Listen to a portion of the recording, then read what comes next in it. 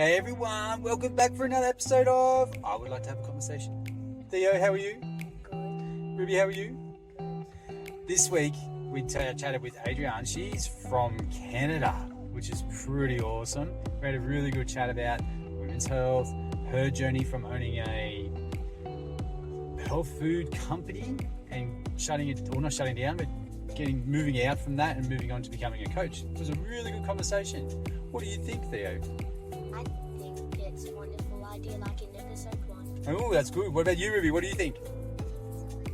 Awesome. And Theo, the big reveal.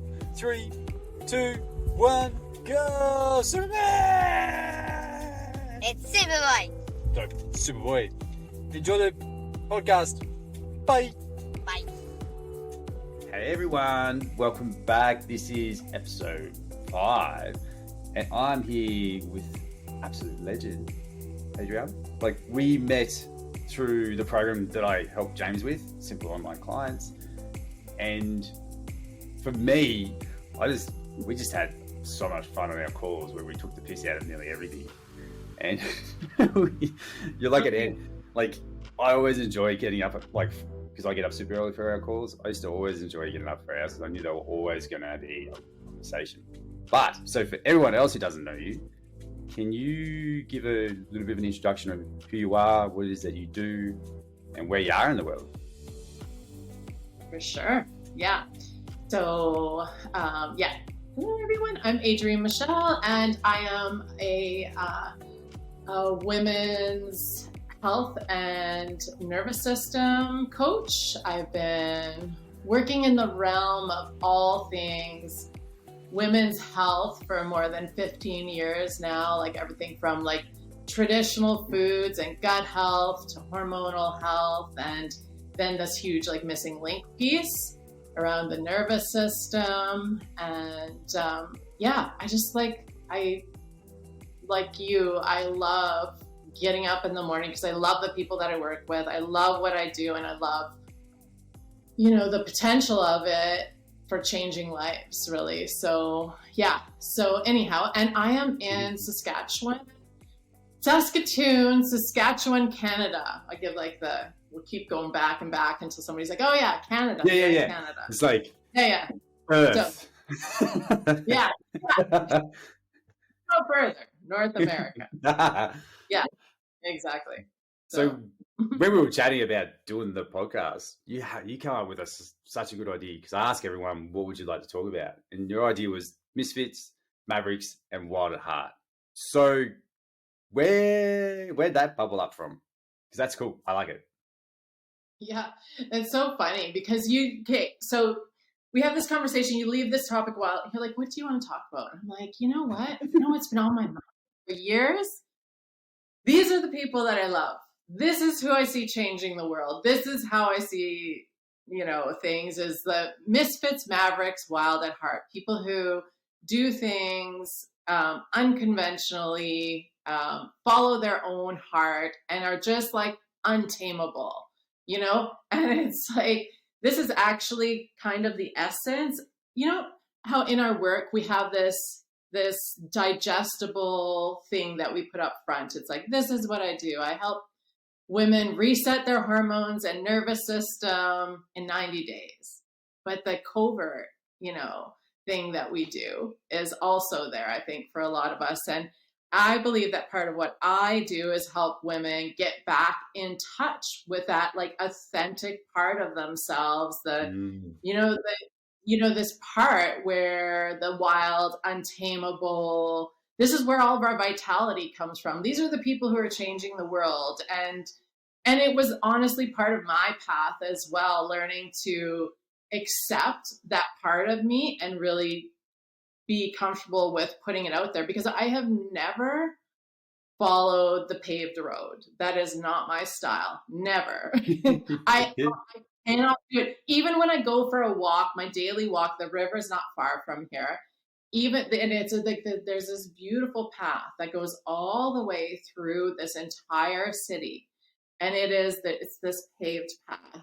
I will walk just off to the side of it, or go down into the can't for a regular walk. So yeah, so that's where this that came from. I kind of like how you said, like, there's that undertone, like there's that whole, this is what we do, which is usually what everyone wants, is like the lose weight thing, all that kind of stuff.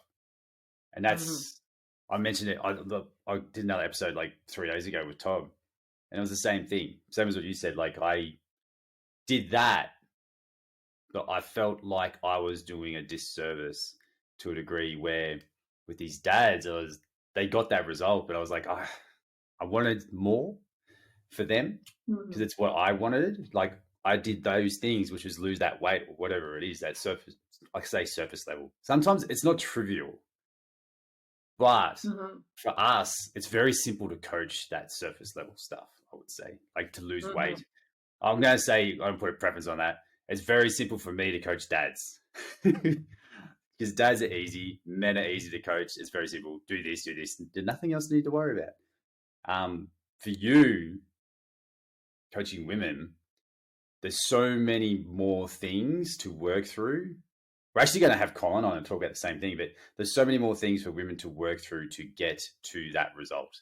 Like, there's like, I use the analogy with men, it's like flip this switch, start losing weight. And for women, it's like turn this nozzle just right and flip this switch in the right sequence to get this to this to this to this, and then it will probably start working really well. But it's like that perfect flow of sequence. Do you kind of agree? Like, well, I know you do agree. Like, it's definitely way harder for women to lose weight. But do you want to?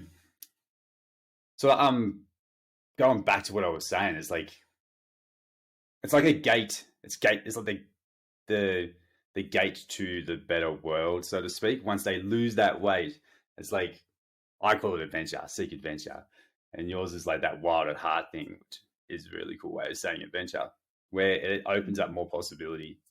That's a really long way of saying that, but you know what I mean? Yeah, I totally know what you mean. I think, the thing is that sometimes a couple of things. There are symptoms and things that come up, and they are not a hindrance. They are information about what we need to change or what we need to address that we have been ignoring. They are, they're messengers. Our symptoms are messengers, really. And they give us often really clear direction on what needs our attention in our life. But we're so busy doing this and trying to ignore those symptoms, or we're pathologizing it. We're like, oh, okay. Like, a really common thing for women is being diagnosed with everything under the frickin' sun, when it's like, hey, you know what?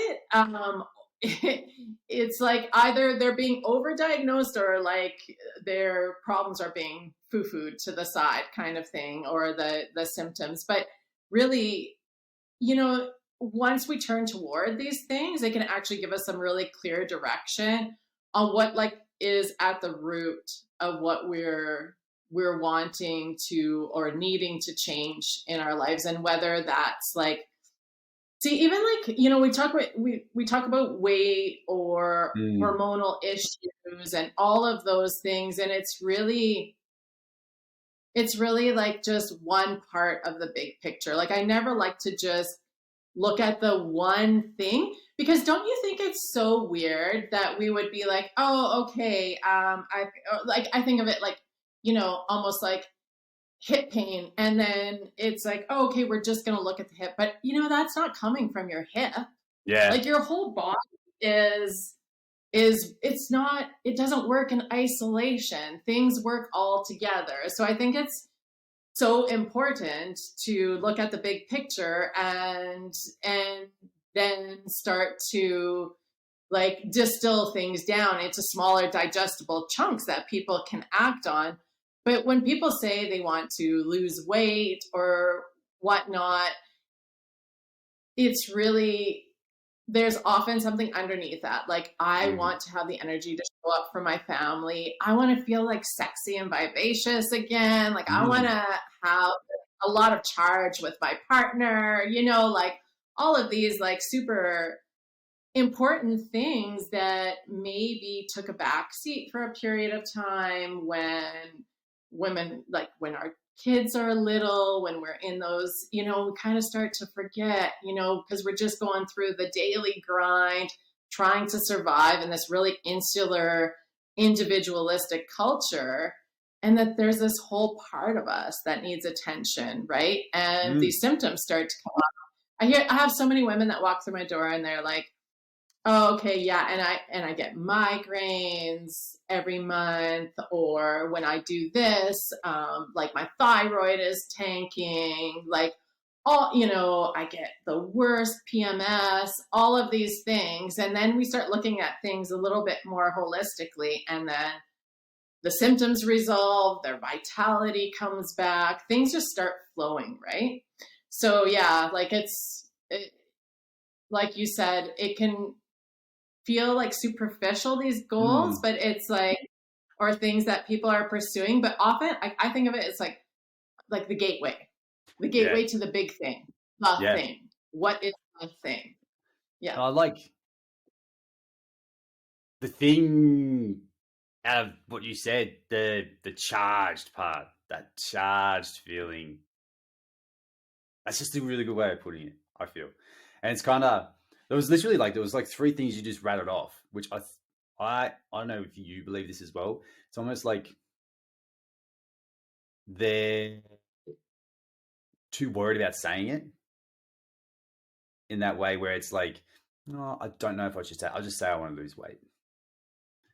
And when the better question is, if you lose that weight, what does it allow you to do that you can't do now? Or what does it allow you to feel that you can't do now? And they're the better questions. And they will create a better reason why to show up and do the thing. And I just like that the way you talked about charged, I really like that, because you can see it was in your energy. And you can see if anyone was listening to you talking to them about that, they'd be like, yes, that's what I want. I talk about it in the sense of like, there's that non-player character thing, that gaming term, where it's like a computer character who just literally does what the computer game tells them to do. They got no role in it. And now people are using that to describe what not everyone, but a lot of people are falling into, where they feel like they're a non-player character in their own game. They're just rolling through life day by day and nothing charges them up. I don't know if you feel kind of the same way, but that's the trap I kind of see, where one, there's no space for them to sort of find that adventure and be that wild at heart person. And two, it's just a trap that people get sucked into. It's kind of comfortable, I guess. I know it's kind of a weird way of getting to my next question is like, the wild at heart piece. I want to go more into that. For you, what is wild at heart? Like, what is that? If you had to describe it to someone, I guess everyone knows what it is, but what would you describe wild at heart as? Yeah, I think for me, it really feels like a comfort level and an embodiment, embracing like those authentic, badass parts of us that maybe we rejected or toned down. We put ourselves into like this like good girl role or the mother role. Like we see these archetypes, like we experience these archetypes, these certain ways, and then we're maybe over identifying with those parts or having those parts run the show, when there's all these other parts of us too. And for women, for example, like getting angry is like a really, really tough thing. And really, we're often socialized that it's unacceptable. And when we don't, though, when we suppress that part of us that's angry, like we're suppressing our own life force energy. Like our anger is supposed to be there. It's what, it's a perfectly acceptable emotion that will often guide the way to like what needs addressing in our life, for example. So when we're dampening that, when we're dampening these parts of us, sometimes it needs like a little bit of like, we're blowing that ember, we're starting that fire again kind of thing. And when you were talking about walking through life, being like, oh, we're just, what did you call it? What was the gaming term? The non-player, NPC, non-player character. Non-player character. So I think of that from nervous system terms, that's like you're walking around in functional freeze. Like there's Oh, an yeah. actual biological, physiological, nervous system explanation for that. And actually, I have my own experience with that. And maybe that's what part of the reason I'm so passionate about this is because when my daughter was born, I experienced some postpartum, some CPTSD. I had no idea back in the day what was going on. I was just like, I don't cry. I don't really feel things. Like, and I was terrified on the inside. I was like, oh my God, like this is so weird. Like I'm going through my day to day, but I don't, I would be intellectualizing it, right? I'm like, I should be feeling joy when I see that. Like I would know what the response should be, but I could not feel it. And I was just like, this is so weird. Like, what is going on? This was before this explosion of like awareness around somatics, around trauma, around nervous system work. And so for many, many years of my life, I walked around in a state of functional freeze. And I was like, I am just like, I'm like kind of like a zombie right now. And this is not how life is supposed to be. And there was something inside of me though, that little ember that was like, life's not supposed to be like this. Keep looking, keep looking for or searching for the thing that will bring your fire back. Right. And, because I had experienced that because at our core, we are who we are at our core. Right. And I had experienced that. So I just kept going in my search. And of course it starts out all health based, all nutrition based. It's like, I just have to change how I eat and the supplements that I take, more supplements, like whatever. Eat cleaner, Adrian, it will help. Which it did. It provides some scaffolding and some support, but it wasn't like the total solution. It was only when I got to, doing nervous system work, trauma work, working on that stored survival stress, that my actual inner fire, the piece of me that, was wild at heart and is wild at heart, could really come out to play again. And it is possible for all women. I know that. I've worked with hundreds of women from around the world. And, I think it's just like, there just has to be that tiniest ember that, tiniest ember is burning somewhere, down there. And you're just looking for the right environment to help bring it back to life. You don't have to do this, but did you want to describe or go into the somatic therapy stuff? Because a lot of people don't really know what it is unless they're kind of in that world where they're, like you said, they're looking to plug, sounds weird to say this, but looking to plug that gap. They've done the food thing, they've done the fitness thing, there's still a gap. And I think those people who figure out those two pieces and are like, there's something still missing, which was my thing. Mine was like that deep connection piece. What is somatic therapy, if that's the way to say it? Like, if you could describe it to people, just so they get an idea and they can do a little bit of research. And I can put some links in the show notes too. For sure.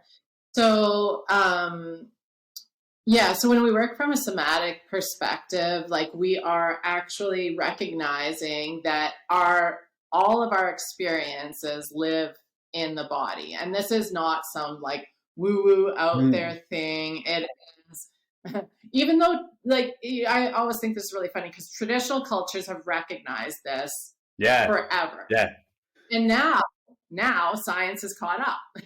And so we have like things like the polyvagal theory, somatic experiencing institute. Like I'm a somatic experiencing practitioner. I also practice internal family systems.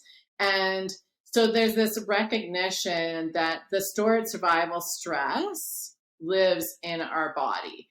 And so an example that I will give of that is like, if we were just following our own physiology, our mammalian responses, like you can see that in the wild when say like a coyote is chasing a rabbit, and that rabbit's like, you can tell its heart is beating. It's like running all over the place. And then the moment like the coyote pins it down, and then it goes into this immobilization response. So because death is imminent kind of thing.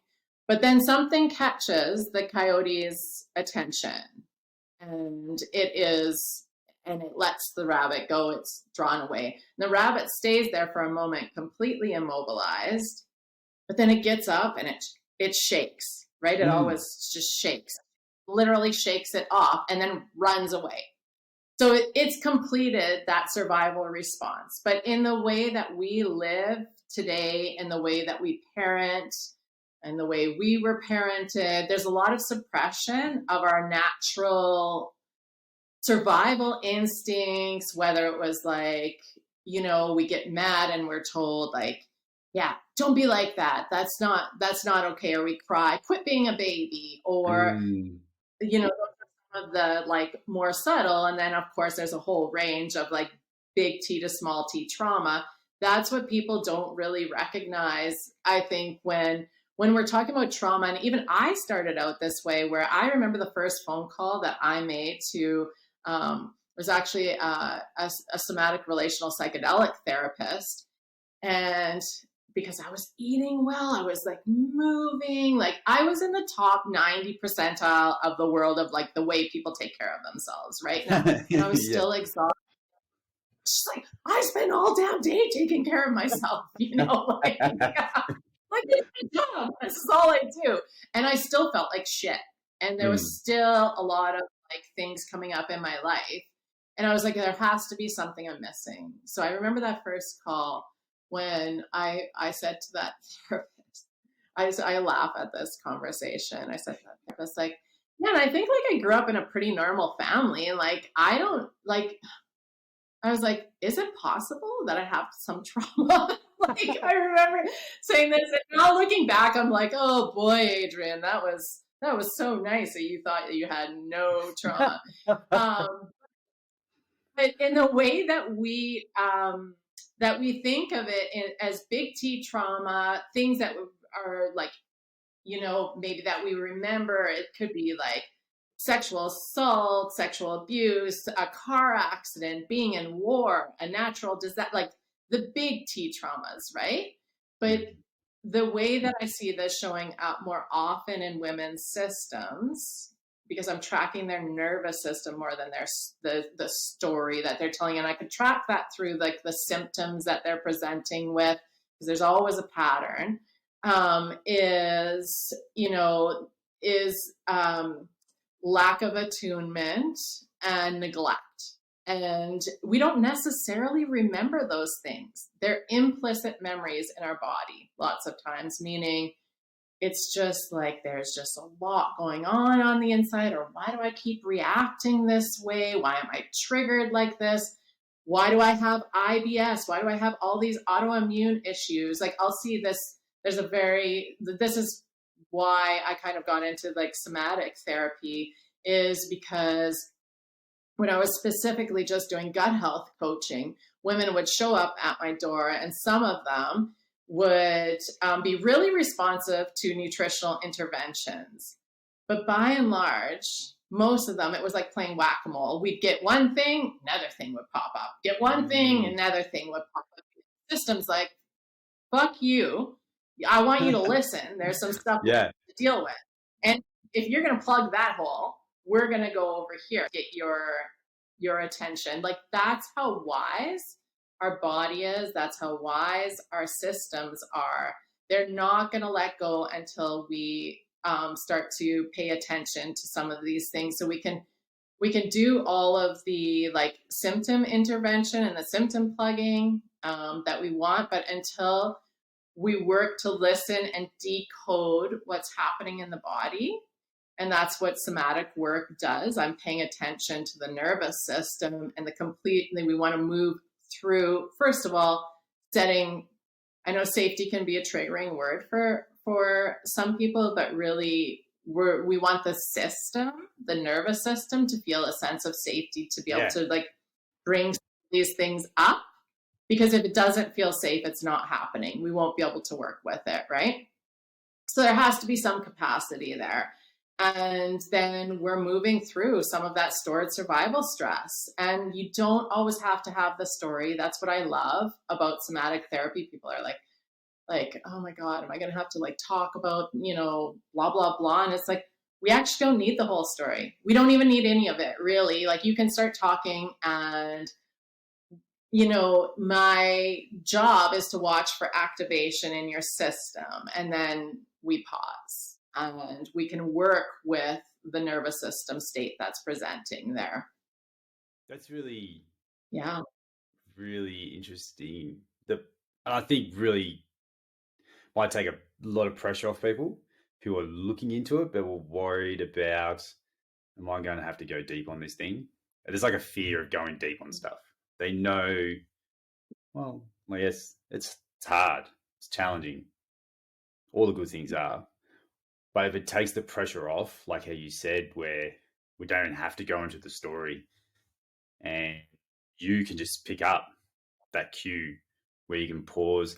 It's so cool how you, like, the theme from all the episodes we've done is so much about space and pausing. And like, I've talked about safety behaviors in the sense of the stuff you do for your safety behavior is detrimental if it's like social media and stuff. But I do like the idea of safety. And it's kind of like what you said, where I use that analogy, safety net.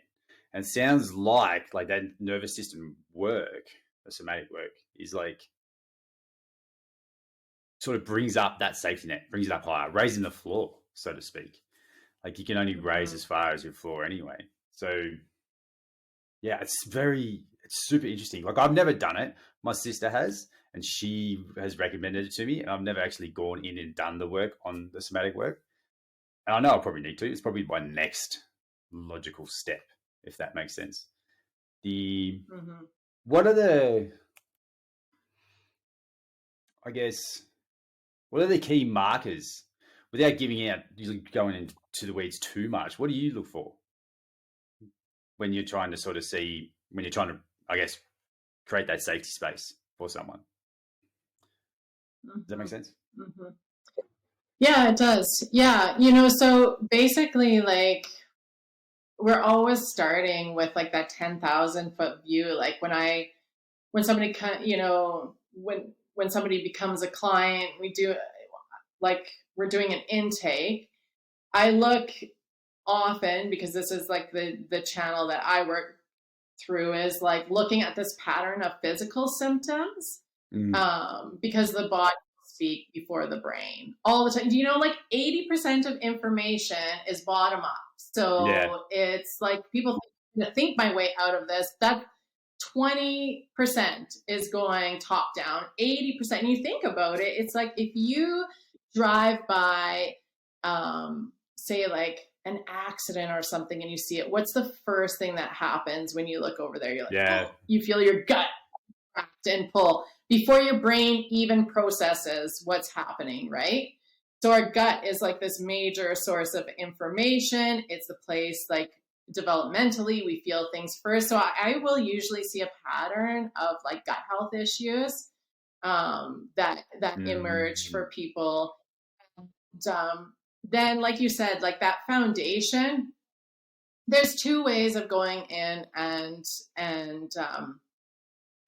like starting the work. But I always think the simplest way is like, let's just get some, like, if you want to call them quick wins, but it's like low hanging fruit, right? We have to eat every day. Let's set a sense of physiological safety first of all. So the signal, the fire alarm, isn't just coming from the inside, from like my blood sugars on a roller coaster all day.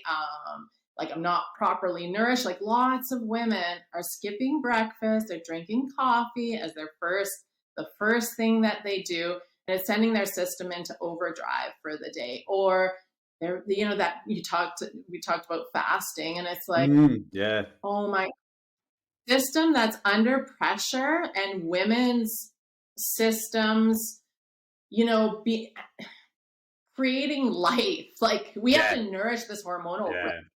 We have to nourish the hormonal rhythm, right? And like, so to ask our system to be like, oh, let's not eat until whatever, noon, whatever time, 10. It's like, no, let's eat first thing in the morning so that we're sending a signal of safety right away. Just with the fact that we're nourished. We're nourishing.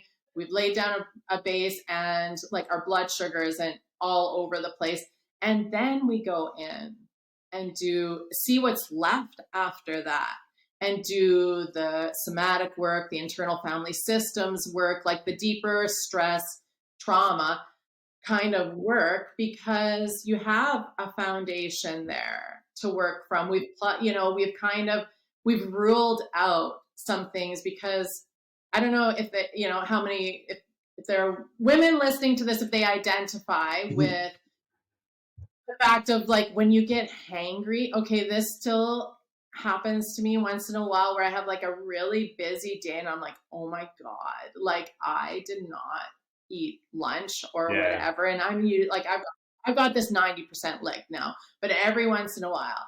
And it's so funny. Like my whole view on life, like, it's just like the world's a terrible place. I'm tired. I'm dying. Yes. It just goes in the tank. And I'm like, honestly, I'm like, I got to call my therapist. Like like all of these to a dark place. I'll text my boyfriend something and he'll be like, babe, have you eaten? I'm like, oh my God, like what the hell? No, I need to. And then I eat and like everything's better, right? Yeah. And so it's like, I don't need therapy. I needed to eat. So like, what's left I can take to therapy. But you know what I'm saying? It so affects our mood. It affects our hormonal rhythm. And like circling back to that thing about like, because it is such a big topic for women, like weight loss and stuff. Weight loss resistance is like when we're not eating properly, like our body's like, the fuck, we're going to lose weight. No, like I need to have every single thing. Like I swear to God, 90% of the women that walk through my door are under eating. Yeah. And they wonder, and the key things that are happening, right, in their system, it's just like there may be like weight loss resistance. Their hormones are crashing. They're not sleeping. They're not having proper BMs. Like, so, and then we're like, oh, hey, let's look at how much you're eating and when you're eating. Just such the simplest thing. But I like, honestly, I totally get it, because I struggled with it. And I just going in and setting that foundation, that physiological foundation of what like we actually need to function properly as humans. We need like proper nutrition and we need to move. And then let's look at what's left over. Yeah. And it's funny. I was picturing Ruby when you were talking about that, when Ruby just goes into a mad tizzy about we were playing Jenga and it fell over and she just lost the plot. I was like, what? What's going on? Hangry. Yeah. Just hangry. So it's kind of like, because the kids haven't been conditioned yet.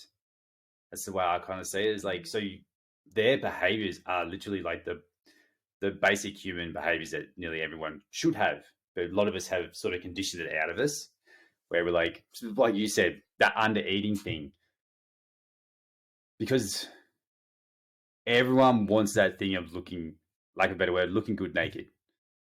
And everyone's gone into this, not everyone, but a lot of people just go into that cycle of under eating, or really bad, just binge cycles. Undereat, massive binge on the weekend. Undereat, massive binge on the weekend.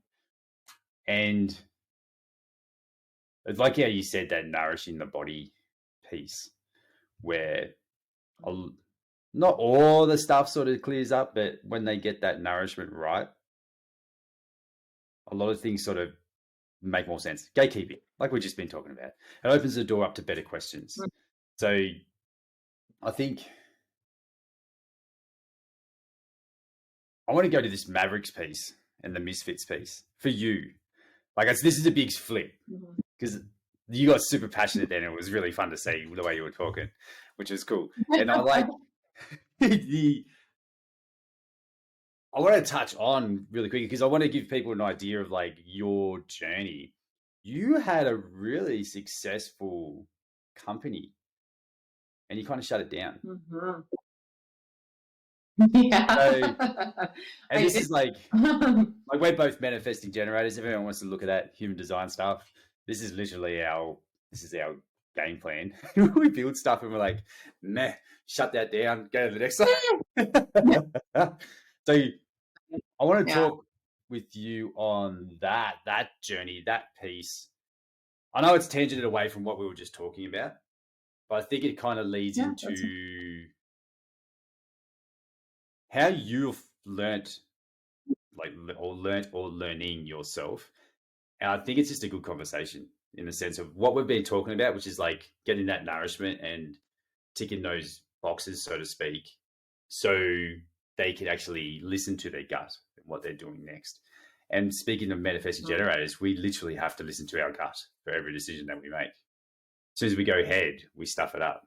So yeah, as I know it's a tangent, but it's kind of not. There's a reason why I'm going there. There's an undertone, a stealthy thing that I'm doing. So yeah, give us a little bit of a rundown of that, because when you told me that, I was super intrigued around how that all kind of happened. I think I was too. So what was the company, if you can go into it, and how it kind of played out? Like if you can't name names, that's cool, but what go nuts. No, it's fine. Like, yeah, it's so interesting because you're talking about it's like the gut is the theme, right? And like, so I was doing my gut health coaching. We moved to a new city, this city, and it was a smaller market than where I was before. And when I was trying to refer my clients to get the quality and type of food that would support their gut health journey, I was like, none of this is good enough quality. And then I'd just be like, I'll just make it. And so I started, I will make individualized gut health boxes for every one of my local clients. Which I think is so funny that I just assume, I'm just like, yes, of course I can do that. Yeah, it's mine. I'm going to do it. Anyway. Just like crazy amounts of individualization. So anyways, I was making something called Good Food Box and people were like, woo, like, you're getting all this stuff homemade and it's individualized for me. It was awesome. Not a scalable product. However,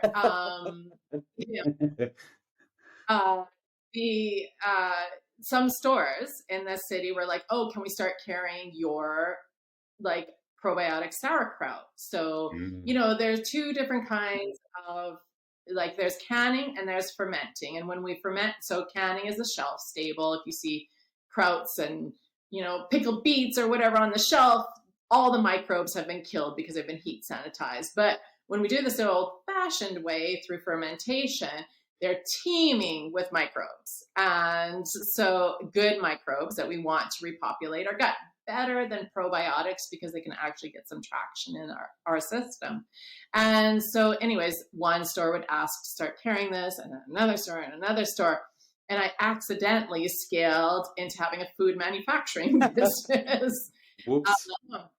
So that was the whole thing.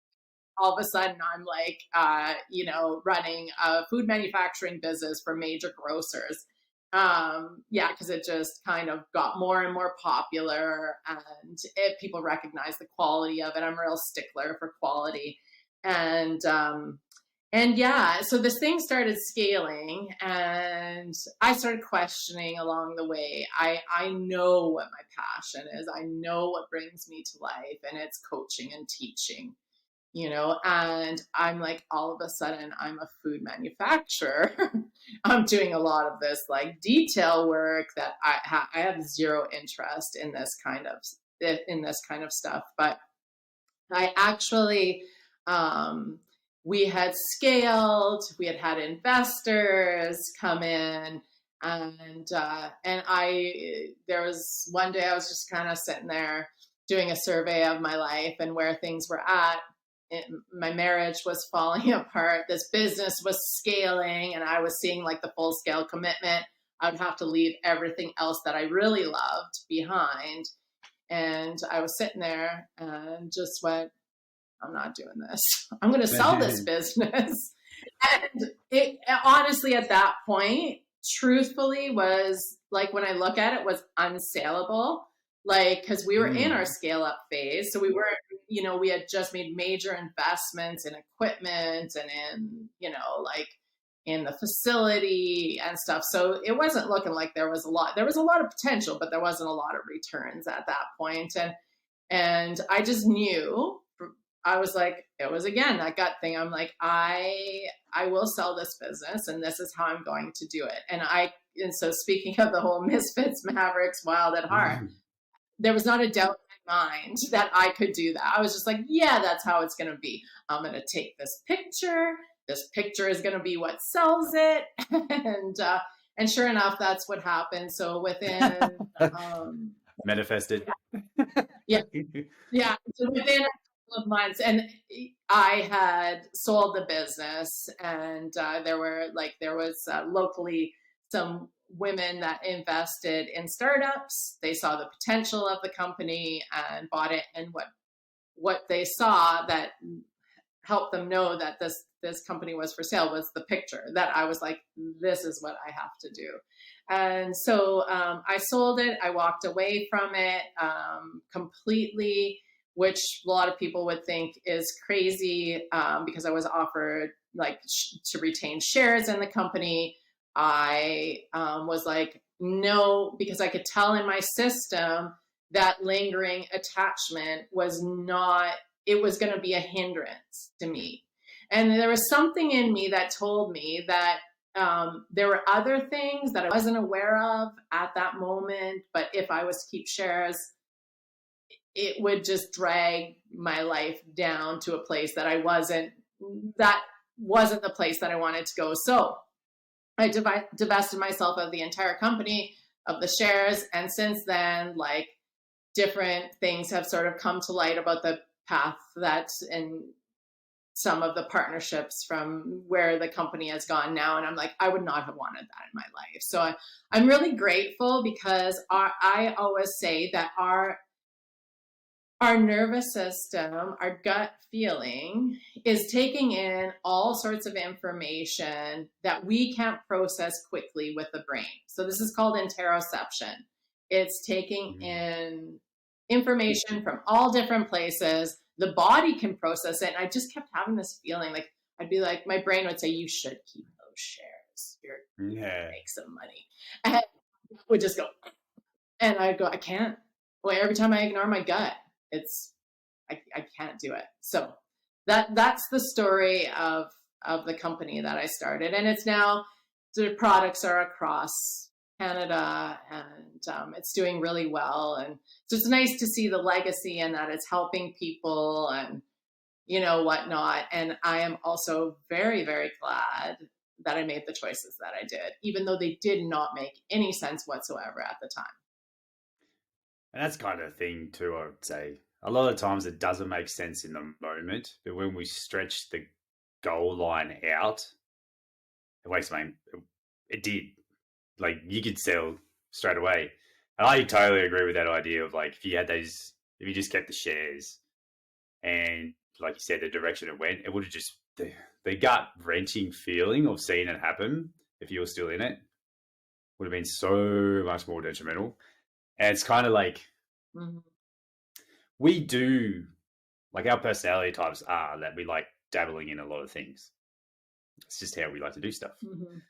But I think having your toe there, it'd be kind of it'd be like an anchor. It would have been like an anchor for your journey to where you are now, which is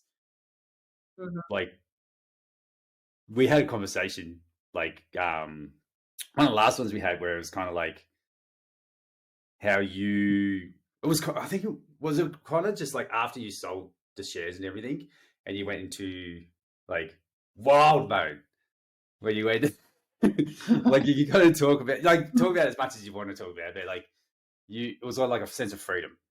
Would that be right? Yeah, well, it was kind of this perfect storm of things that happened. Right prior to my decision to sell, I was separating, like walking away from my marriage, or like unwinding my marriage of 20 years, really taking a hard look at things like this, like what makes me come alive. And part of the reason for that is because I had a health scare where I had a stroke, and the doctors could not figure out why that happened. But we're all born with a hole in our heart, but for a quarter of us, that does not close up.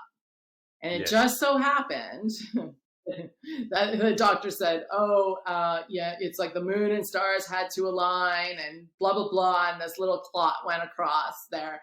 And I'm like, Christ, couldn't I have won the lottery? Like, let's put those odds on something else, kind of thing. He's like, it's so weird and rare kind of thing. But anyway, so I had one of those wake up calls where it was like the perfect storm of things.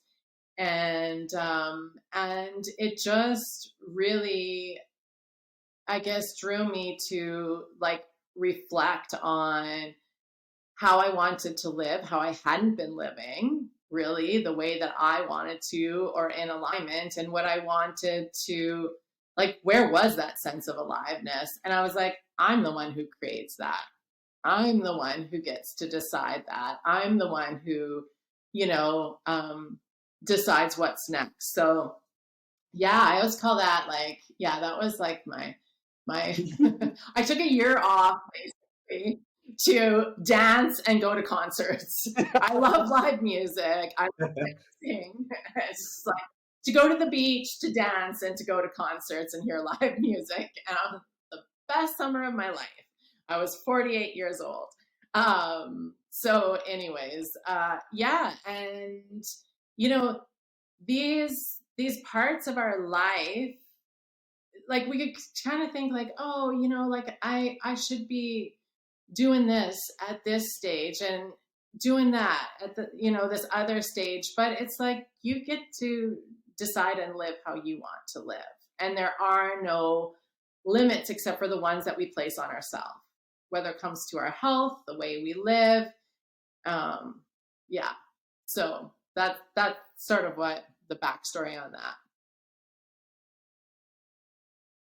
I really like that. Like, I'm gonna have to wrap up soon because I've got to get on another call. But that finish of that was beautiful. It was like a wake up call. And I think it would be like a wake up call. Some people listening who you might not have the capacity to take a year off and go concert crazy. But I think like building that kind of stuff in to your life, like, and like you said, it's your choice. You get to choose, and you shouldn't. This sounds really weird, but you shouldn't have it dampened down by yourself or anyone else. If you've got something like that amber, let it roar. It sounds really weird. It sounds a little bit wanky coming from me, but if you said it, would have sounded way better. But you know what I mean. All right, so I reckon we have to do a second one because there's so much more I wanted to talk to you about. So I'll bring you back. But where can people find you? Because I'm already going to send a bunch of ladies that I know to you because they've already asked to. So awesome. Where can they find you so they can have a chat? Find me, on Instagram. Reach out. I am totally accessible. I will DM you back. Just like, it's not like a bot doing it or an assistant. It's _ Adrienne, ADRIENNE _ Michelle, MICHELLE. And that's probably the best way to reach me and get to know me a little bit, and I can get to know you. And I mean, that's the thing. Like I always say, just like circling back around here, is that we don't have to wait for the wake up call. And some people can feel that. I call it the cosmic 2x4. You're like, I'm just about, I know if I don't start paying attention to what's going on in my life, I'm going to get the cosmic 2x4. Do not wait for the cosmic 2x4. You do not have to do that. So it's like, we just have to start paying attention to some of the whispers. And that's what I appreciate so much about, the women that I work with. So many of them, they're like, yeah, I'm just not feeling how I want to. And I know there's more. And, whatever it is they're struggling with, and they're like, I am looking for the support that I need now. And it is tough sometimes to ask for that support. And it's like, you know what? We all need that. We are living in a world that doesn't have the same sense of community it did. And so like having that community and having some support can be the most amazing gift you give to yourself, I love that. That's awesome. Thank you for coming on. And we're definitely going to do a round 2 because there's heaps of other stuff we need to talk about, especially about women's health stuff, which I know there's a lot of dads that are listening who will probably, even if they don't believe it, they need to know it anyway. It's good to know. Mm-hmm. Mm-hmm. Yeah, I think like the more your partners and get to know about like what women's systems work like, there's like this greater understanding, right, in relationship that happens. So yeah, and that's like one thing. I think like a lot of the women that I work with, they'll say like when we do the nervous system work and when we do the parts work, I end up with a better relationship with my partner. Yeah. Because I understand myself better and I feel better. And I think from a male perspective, when you learn this stuff makes sense. And you don't know, the expectations go away. It sounds really weird because there's always expectations there, but there's the right not the right expectations, but it just flow versus force. I keep talking about it. Relationships become more flow-like. It doesn't feel like you're banging heads against each other because you're in different worlds. So you all of a sudden step into the same place, which makes it kind of nice. But yeah. Mm-hmm. All right, we'll wrap it up. Thanks everyone for listening. Perfect. And we'll do a round 2 for sure. And I'll put your links in the show notes so everyone can find you. And go to our Instagram. Like, it is a smorgasbord of info and awesome reels. So yeah, go check them out.